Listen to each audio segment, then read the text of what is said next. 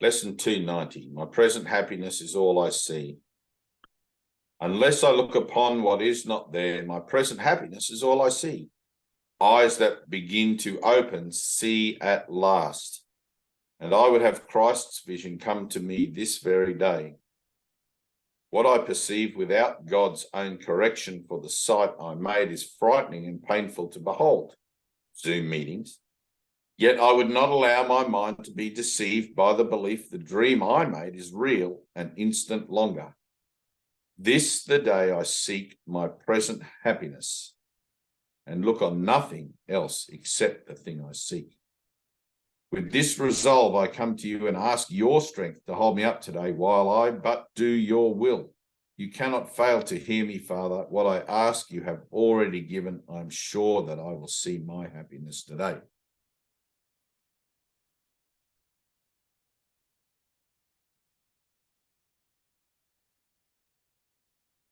And that's you guys. You guys are my present happiness, not the bodies, not the stories that I give to the bodies or the thoughts I have about the bodies or any of those things, but who you are, what you are with me in truth. I've seen all you guys in the light. I've been outside this universe and seen all of us as one. And I just simply come back here for a minute to declare that, hey, we're all one. None of this is so. Let's get on with our forgiveness and don't worry about what the world tells us. Let's just practice our forgiveness stuff, collapse our timelines individually and therefore collectively or universally, and be about it. It's like we're being called for dinner. Let's get out of the sandpit and go clean up. We're just children. We're just playing in the sandpit. We can hear the call, come on, dinner time, come inside. We can hear it somewhere in our heart. We can hear this calling, this feeling of being called, being drawn. It's like we can't do other than that. When I first started to realize that I had a spiritual path to follow, everything started to represent it. I saw it everywhere and in everything. I would just start meeting people who had a spiritual bearing in life and things would happen. I'd be like, God, I can't avoid this. It's everywhere now. Whereas before I was just a gardener. Just a gardener doing gardening things, planting trees and mowing lawns and pruning bushes and fertilizing and stuff. And then I just started to feel that there must be more to life than this. And everything began to represent it. And it led me all the way to my enlightenment and beyond. And then sent me back here to represent that. Truth is true and nothing else matters. Don't worry about being validated in the world. Don't worry about being fearful of stuff. But use those emotional states, use those situations to your advantage. Learn what to do in those moments. Learn what to be about in those situations. Do this, read this book and overlearn it to learn it. The course has to be overlearned to be learned. I'm not saying as an idea of chapter and verse. I mean, you don't have to learn every word off by heart or anything like that. But the principle of the course is healing. It's like, all right, I want to be able to see that principle active in every relationship that I have, in every situation I find myself in. I'm here to represent peace. I'm here to represent truth, love. And every situation I find myself in is going to show me either, yes, I'm doing that, or no, I'm not doing that. If I'm not doing that, then it's an opportunity. Everything's either love or a call for love. If it's a call for love, it's a call for love in me, because I'm the dreamer of my dream. I'm the only one that tells myself what I think it is I see out there going on.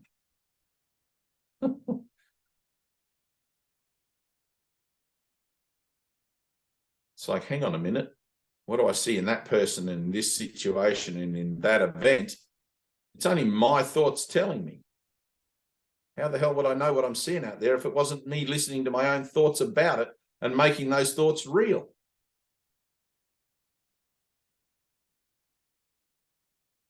But that's not reality. Reality is eternal and formless and all-encompassing and forever and all of that sort of stuff. It has nothing to do with the images I think I see around me. Even though the images can be quite kind and nice and endearing at times, and at other times they can get their hackles up and cause all sorts of a stink.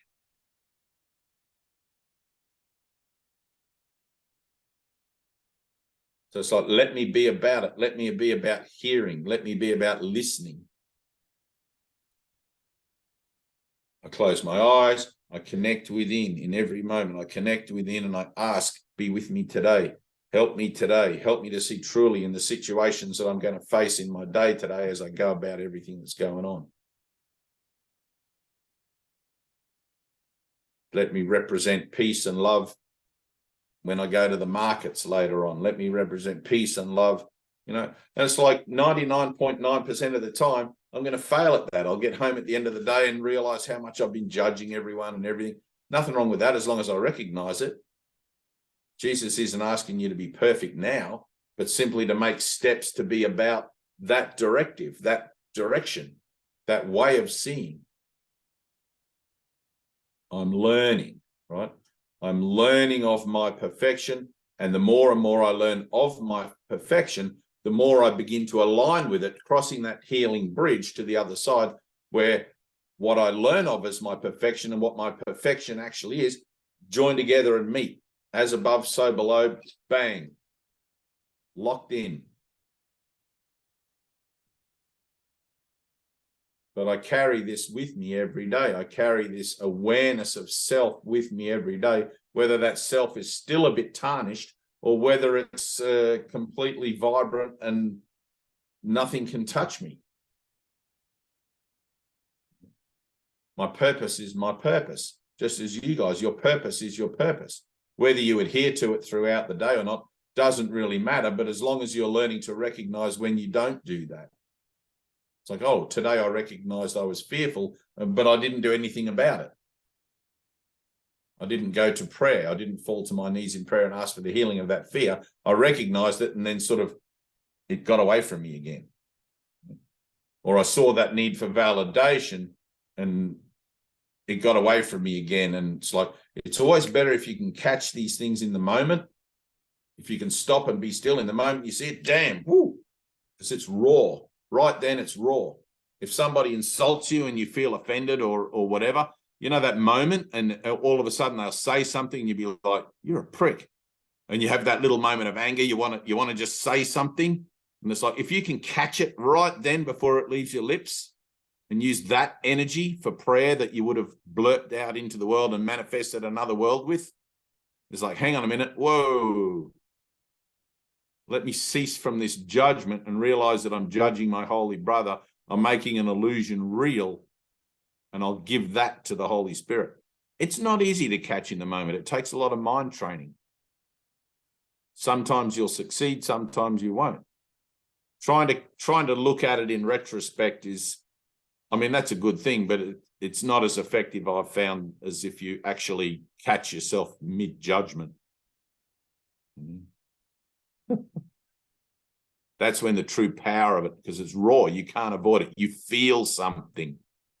The rest of the time, it's like, I know I felt anger before Bernadette, or I felt fearful before, or I felt jealousy before, or whatever.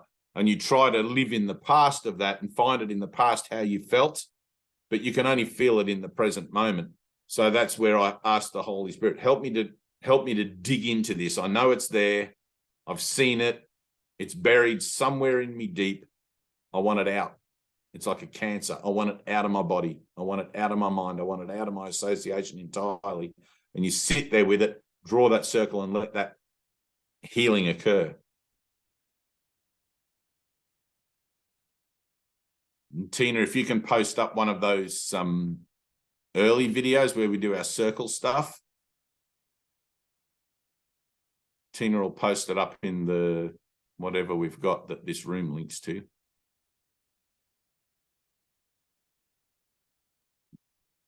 So salvation is immediate. And I think we're at the last one there. But yeah, there's the real world. Salvation is immediate. It's not something I'm working towards in the future. It seems to be, because my mind is used to thinking linearly, from beginnings to endings, from my past to whatever might still be yet to occur for me. But my salvation is now. I'm whole and perfect now. Say that to me, Bernadette.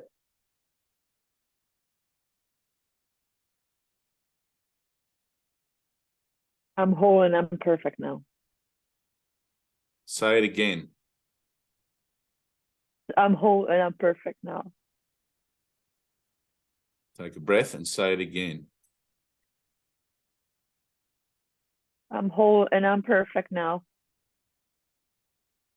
Can you feel it? When you say it, do you feel it? Are the words and the connection you have with the words honest?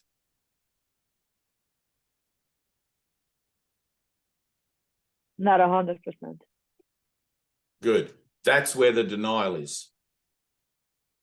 Right? That place where you just recognize, no, I don't feel those words. That's where the denial is. Offer that to the Holy Spirit. Right? That's the same place as I'm fearful, the same place that I'm scared, because there is only that one moment, that one tiny mad moment of terror. It can take many forms, and it always will. The ego is going to try and glamour it up and make it look like all sorts of different things. But it's like, let me declare that I'm whole and perfect as God created me. The world has nothing to say about that. The world cannot tell me who I am or what I am. I am that perfection. I am God's love ever extending on earth. There's a fundamental acceptance of that in me. I've seen it. I know it. I've remembered it. It's my truth. That doesn't mean that I'm not still flooded up with other shit that's not the truth, or I wouldn't be here.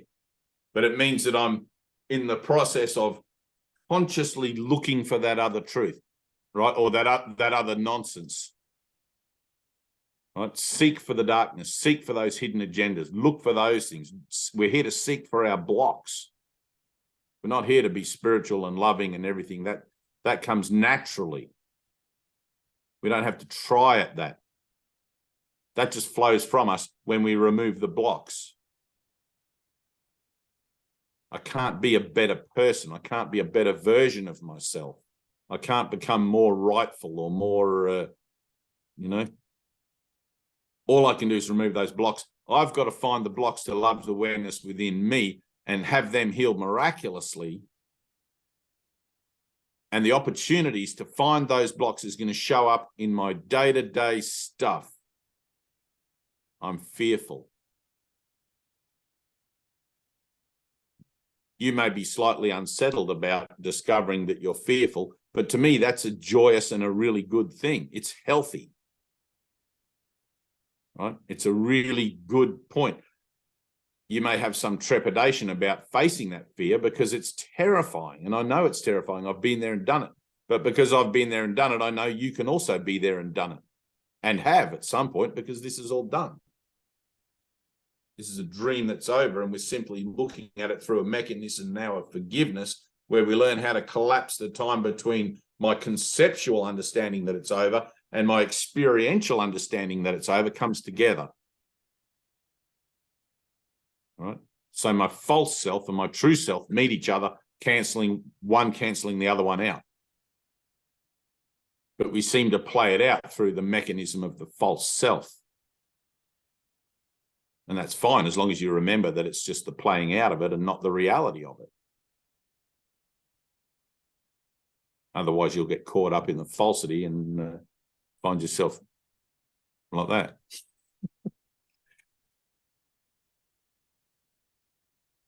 Poor me. Poor me. Why is this happening to me? How the fuck did I get involved in this? You have to do it at some point in one incarnation or another. This is the incarnation you chose to do it in. Right? And I'm talking about the false you. The false you makes the choice. Right? You can't make the choice in reality, because in reality, this never happened at all. So I'm making the choice in the falsity of my association to accept atonement and deferring that choice to Jesus or to the Holy Spirit, because I don't even know what that is. I have no clue what forgiveness is. It's not part of the ego's thought system. The ego's thought system is eye for an eye. You do something to me, then, cause and effect. You're going to get the result of it. Whereas Jesus says, no, just let it go. Don't try to make a point in a place that has no reality whatsoever. Just keep going, keep moving. You're on a journey of the soul. You're in the valley of the shadow of death. Just keep going. Stop pulling up to fight with the shadows. Right? Acknowledge them, accept them. Yep, that's my shadow. Let it go, move on, keep going. But the letting it go is the process. The letting it go is that act of accepting forgiveness for yourself for thinking the shadow was anything in the first place. That it had some kind of power over you. God walks with you everywhere you go. Nothing in this world has power over you. Whether you're rotting away in jail like John the Baptist, or whether you're sitting on a throne like whoever sits on the throne these days, nothing in the world has power over you unless you give it the power to do so.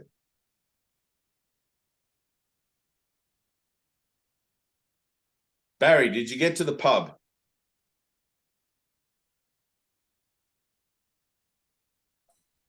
In London, the London conversation. Is that what you're talking about? Yes.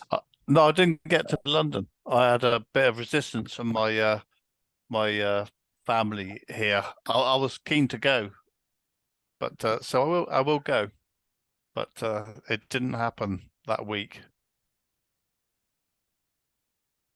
So recognize where the resistance really was.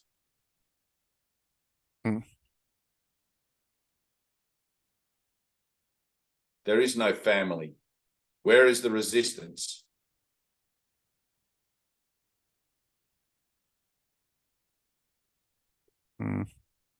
You had resistance to the idea and projected it out onto your family, which presented the idea back to you so you could present it to me fit and not be feeling guilty about it on your own terms.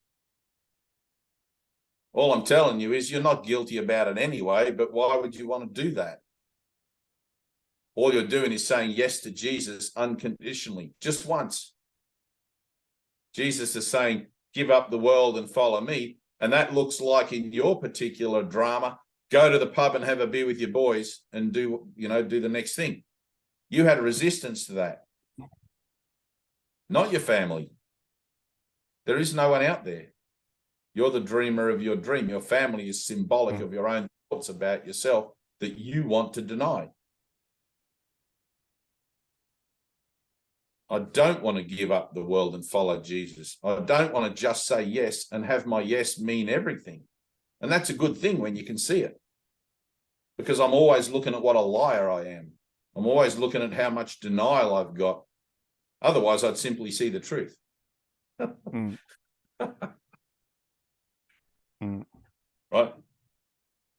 But try to look at it that way, Barry. Try to see it that way, that the world is a symbolic representation of my own thoughts about it. Right? Not so you can feel guilty for it, but so you can take control again. It's like, holy shit, look what I'm doing here. I'm projecting my resistance outward, and I'm getting a story back, which I believe in and buy into. And rather than stand by the love of God and just say, this is how it is, right? Imagine if Moses had said, sorry, Lord, my family's a bit resistant to that idea of freeing the slaves, and I'll get around to it another time. It's like Moses wouldn't have let anything stop him, because he recognized that God was the voice speaking to him. What are you going to do? Deny God again in your denial? Now, if you can see the same thing, it's like when I said I'm going to give you an assignment. If you truly could see what that assignment represented, it's not about going to London, going to the pub with your boys. It's not about buying yourself something nice. None of that stuff. It's about getting to see where you're at in your own mind with the particular thing that's going on. It's either yes or no, in or out. Yeah, I saw that. Right, good. Now you It's need a like, miracle. yeah. I like the lessons this evening, you know, the one about, you know, it's about, you know, your brother, or seeing it in the forgiveness of your brother, because that was so crucial to me. Like yesterday in particular, just giving up anything being about me and just seeing it. Everyone was in this with me. Kind of taught me that lesson. I don't know. Was it 288? It was a couple back from where we got to in the end. Um, and it was All that right, was just so hang on. Let me give that you was this then, right? mm, You just said just about you and that everyone was in this with you, right? yeah, Now, put your finger on your nose and make it just about you. Put your finger there. yeah, This is about me. When it's about me, everyone else that's with me is included in that. Cannot not be, because I'm the dreamer of my dream. I'm taking responsibility for what I see. mm, Right? The idea that everyone and everything else is in it with me, that's true, but it's only when my own finger is here. yeah. Otherwise, how am I going to, you know, I've got to run around and ask everyone to forgive me for their shitty life?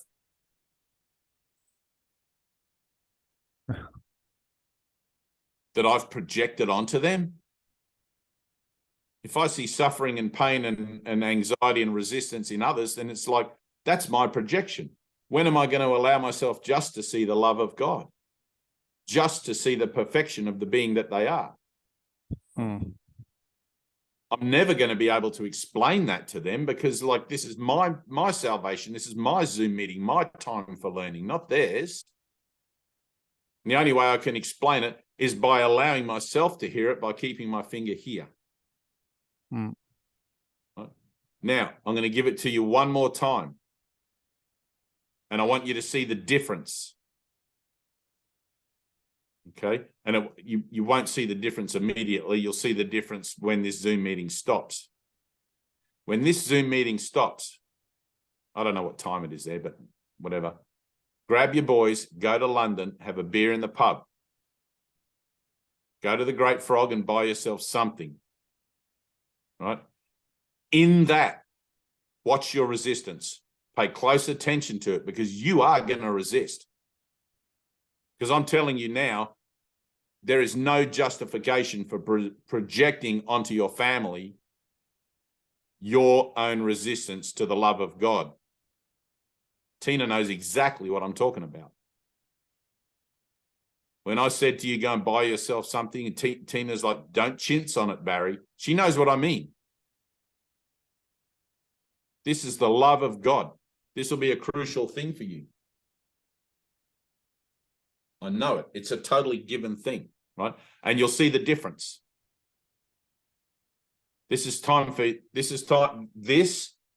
I'm the dreamer of my dream. I'm standing up, right? I'm in control. You make the declaration, and then whatever happens, happens. And you have to be prepared for it all to fall apart. You have to be prepared for it all to just go. Imagine if Moses had said, come on, we're out of here, and nobody followed him. Wouldn't be much of a Bible story, right? But he had, at some point, he had to stand up and say, I'm hearing God speak to me, and this is what we have to do. Right? At some point, he had to say that. He had to tell his people. He had to make them hear. He had to make them understand. Burning bush, 10 commandments, whatever the hell, it didn't really matter. That's just how it manifested. So Barry has the same opportunity. And it looks like a fun day out. Barry giving himself fun, having some Barry time. That's in the falsity of the image. But that's where it plays out. You have to deal with it in the form. You can't deal with it out of the form in your eternal or in your spiritual ideas of yourself because you don't even know what that is. You got to deal with it on a very basic ground level where you can look at it and see that you're getting the results of your own thinking. Right? I'm done with projecting. I'm done with projecting my guilt out there or my resistance out there. It's all the same thing and having it presented back at me. I'm learning to see everything as a reflection of my own thinking, not me and someone else, my own thinking. And that's going to be painful for a second if you're not in the mindset of how useful it actually is. There'll be that temptation to want to wander down that guilty path. But remember, you're not guilty. You're a child of God.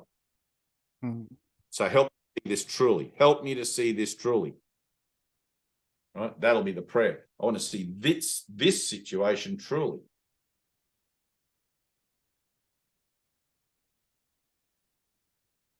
It's like Moses. Moses would have gone to Mrs. Moses and said, hey, I'm hearing a voice. And she would have said, you're drinking too much. Too much of that Egyptian mead or whatever the hell they have in Egypt. And he would have had to push the fact, no, I'm hearing a voice, like a big voice.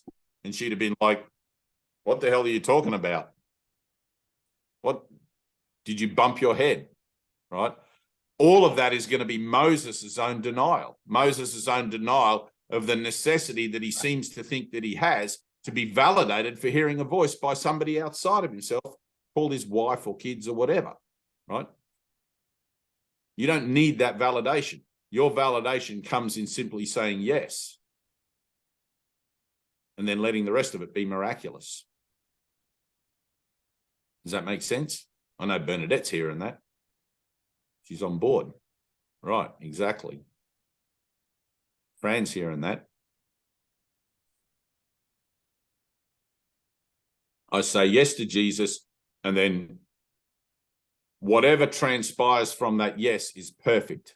It's either going to show me my own love or my own lack of love. When Jesus says, give up the world and follow me, am I the guy that says, well, yes, Jesus, but let me go and sell my goods in the marketplace first? Or am I the guy that says, yes, Jesus, I'm strapping on my sandals? You know, because there's always going to be an excuse. There's always going to be a moment where, oh, well, what are you going to do? You're going to tell that to Jesus? And I'm not saying that, Barry, so that you can feel guilty about it, but so you can laugh about it. It's like we're learning to laugh at how like, it's like, damn, I'm being offered the kingdom of heaven and I'm umming and ahhing about it.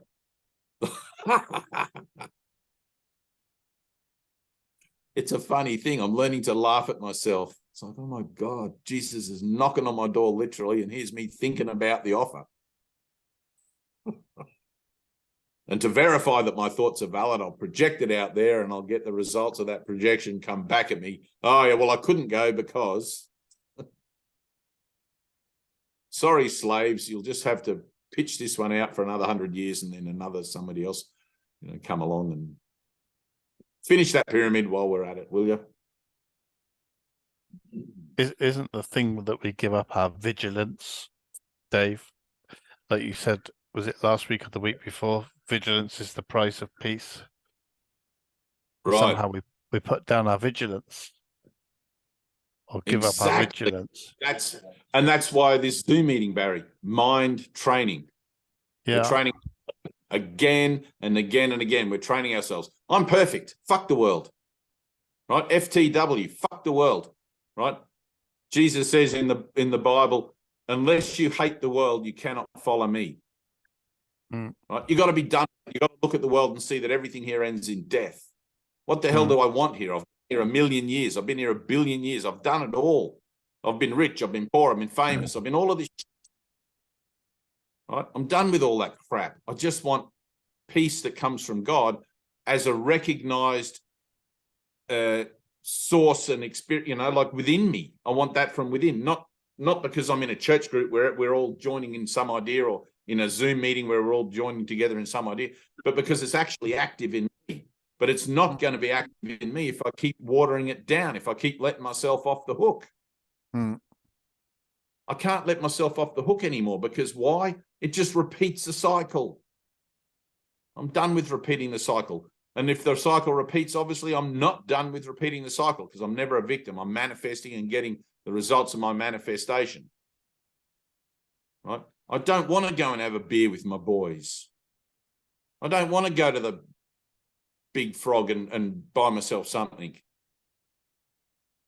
Fuck that. I don't want to do that. I want to stay in this limited idea of myself being miserable and having to attend Zoom meetings to try and address my misery.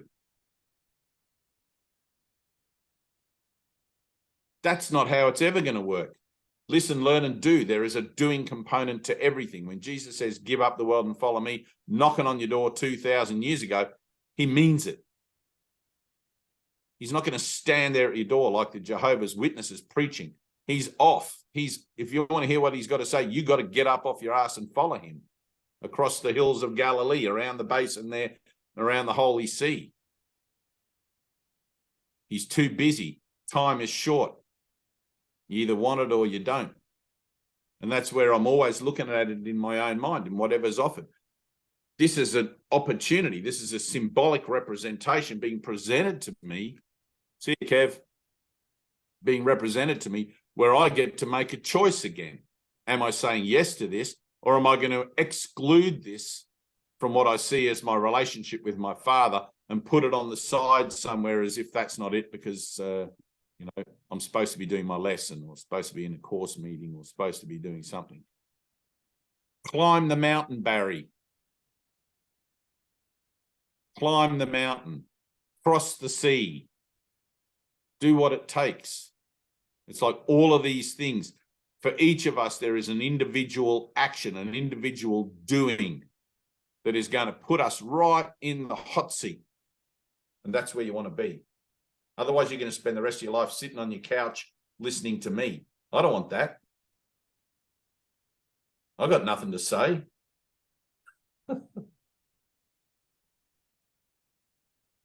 Get out there and be the man. Like keep your finger on your nose. It's like, hang on a minute. I don't give a fuck what's going on here. I'm getting out of Egypt. I'm taking all you bastards with me, whether you want to go or not. It's like, if Muhammad won't come to the mountain, bring the mountain to Muhammad. The mountain will come to Muhammad. Exactly the same scenario is going to eventuate, Barry. I'm either going to say yes in my entirety to that yes and allow myself to be responsible for the results of that yes, which is, my family, whatever, right? And own that, or it's going to come around again.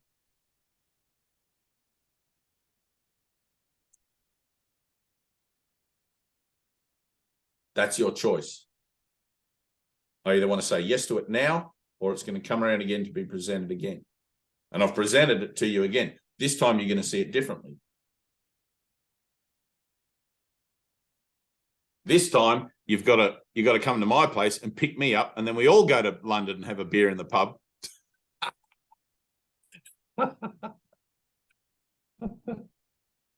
No, just kidding. But I'll be there in spirit.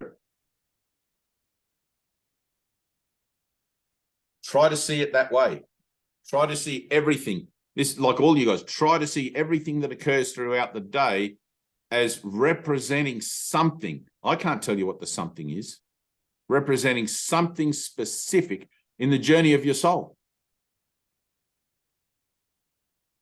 Everything. Because there is always another way to see things. There's always another way to look at it. What's really being asked of me here? This person that's talking to me, what are they saying between the lines? What are they really asking from the heart? It's always going to be for me, because God's will is perfect. It's always a gift to me. Right? If it's a gift to me, it's a gift, therefore, to my world. As I heal, then the projections that I'm putting out there into the world become more extensions of love rather than projections of fear. I get the results of that coming back to me, which is not my denial, but my joining in love, my joining in peace, my joining in happiness. Right? It's a little bridge I cross, and I cross that bridge in every relationship and in every moment within every relationship. Doesn't mean that relationships don't end. It doesn't mean that you're not going to argue, bitch, and cuss all the way along. But at some point, there's an opportunity to stop and go, hang on a minute, let me put my finger on my nose. Because no change can happen in my life unless I am the change that I want to see in the world, which is Mohandas Gandhi. Right? Or Mahatma Gandhi, given his enlightened status. Does that make sense, Barry? Yeah. Good. Good. And now it'll bring up, what are those, what are the 5 stages of denial? where you go through denial, anger, acceptance, all these, you know, when someone's diagnosed with a terminally ill disease or something. Yeah. The 5 stages of grief. Yeah. The 5 stages of grief, right? Everyone goes through those stages. As soon as you're called out on something, as soon as you start to see it and you got to put your finger on your nose, it's like you can either process that really quickly and just like give the whole thing and be still and feel it and let it all go, or you can sit there and dwell on it, right? That's your choice. But you don't really have a choice when you can see that you've got to go through it anyway. It's just energy. I'm just looking at an idea in my own mind here. I'm just looking at an idea of, do I want it or don't I want it? Am I going to give up the world or not give up the world?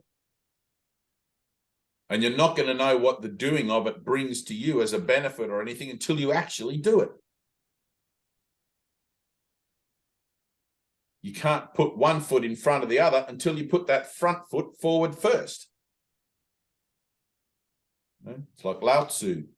The journey of 1,000 miles begins with a single step. Bernadette, I love you. More than you probably remember right now, but you will remember. You're on the cusp of it, I can see.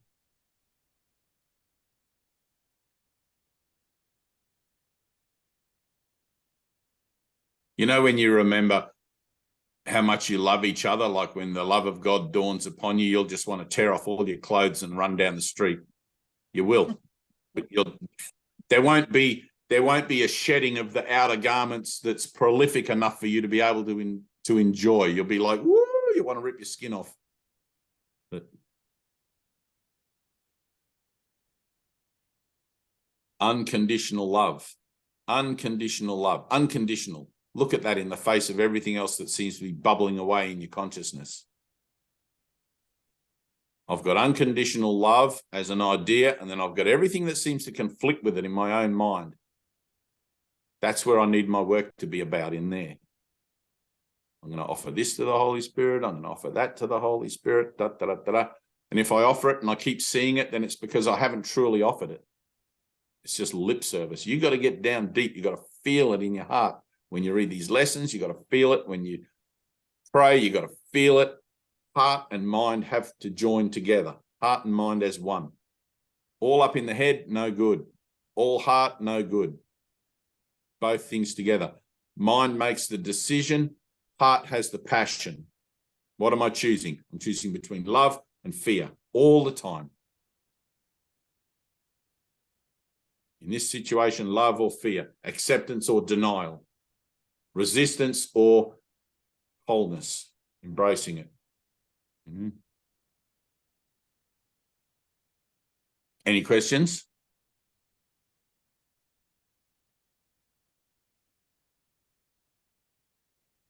You good, Bernadette? Do this.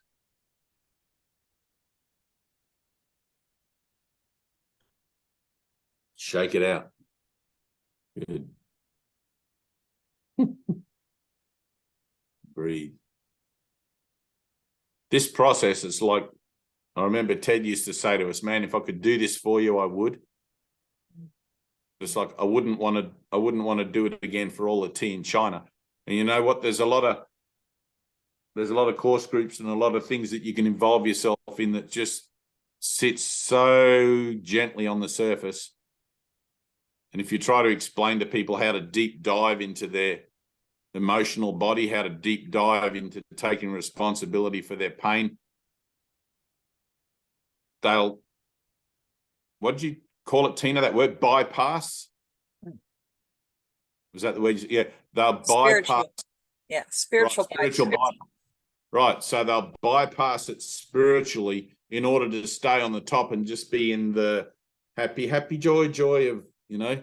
But it's like the true place where change occurs is in doing the work, in going deep and looking at your fear. Barry, look at it. Bernadette, look at it. Tina, you did look at it and you're on the outside of it now, so that's good. But it's like you got to look at it. What am I afraid of? What do I think? What do I think my validation is going to come from? Like you saw it there in a light bulb moment. You went like, oh, and I saw you see it. Right? From there, everything changes. It'll still show up again, perhaps for a little bit at work and whatever, but you'll learn to laugh at it more. You'll learn to laugh it away and laugh the illusion away. And that'll be fun. You'll be like, fuck yeah, there's me again doing that stuff. I see that I'm still buying into that, right? Don't beat yourself up for buying into it, but simply recognize, aha, here's an opportunity,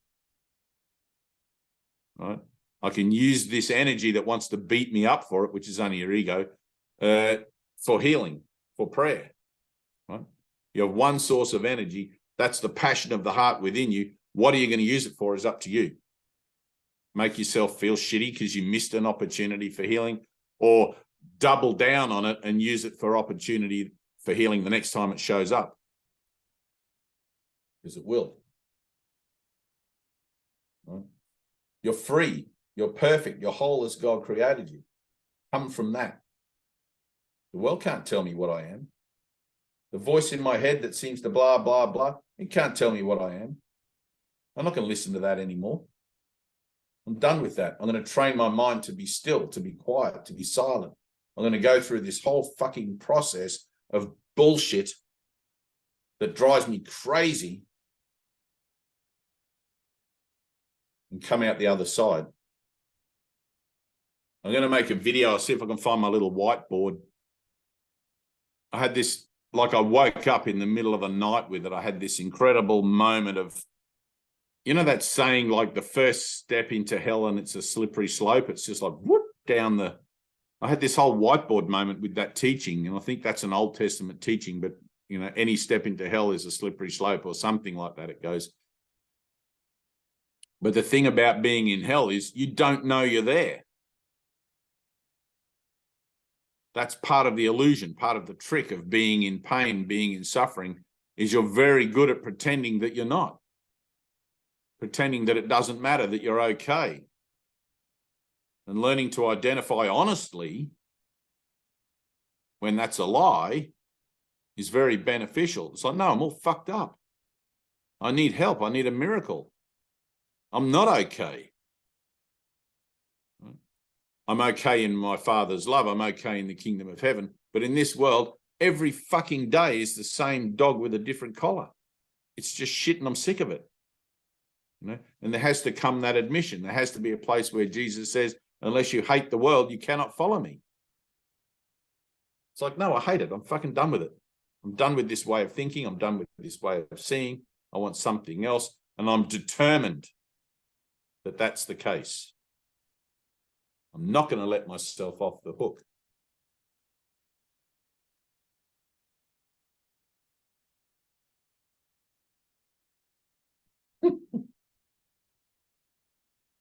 It's like teachings from the vault. This is like really.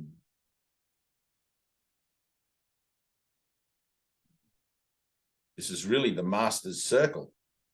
This is where the rubber hits the road, and we choose to join in these Zoom meetings because somewhere we've realized that we need help to hold ourselves accountable to our vigilance.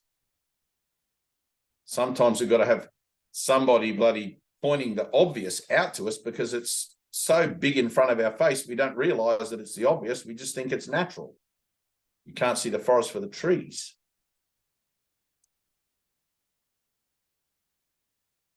Don't judge the form, apply the principle. Barry, don't judge the form, apply the principle. You're a child of God.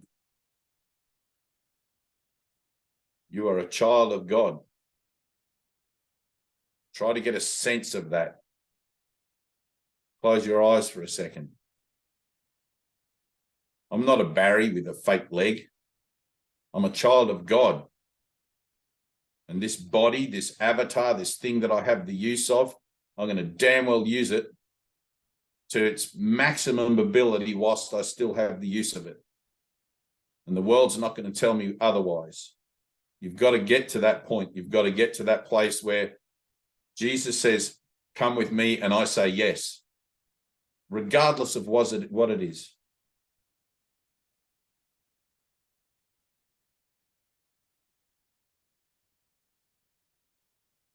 You've got to stand up and put your pants on the right way around. Ted used to say you got to walk and chew gum. You got to walk and chew gum.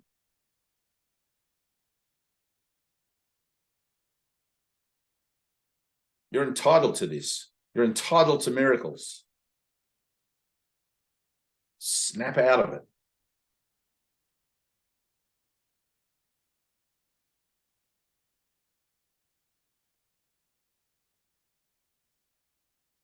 Yes, Fran. Good.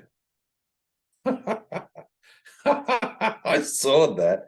I saw you see that in your mind then. That's perfect. Beautiful. I love it.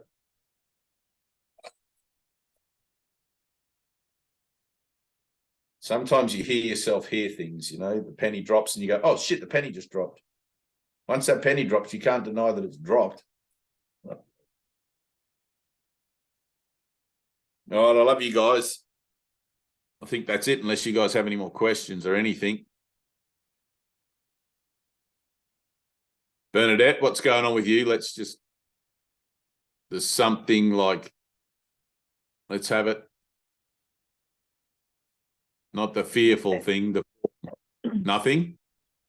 No, I'm actually had a good week. I'm being by myself, so lots of meditation, lots of coursework, and I'm actually having like just some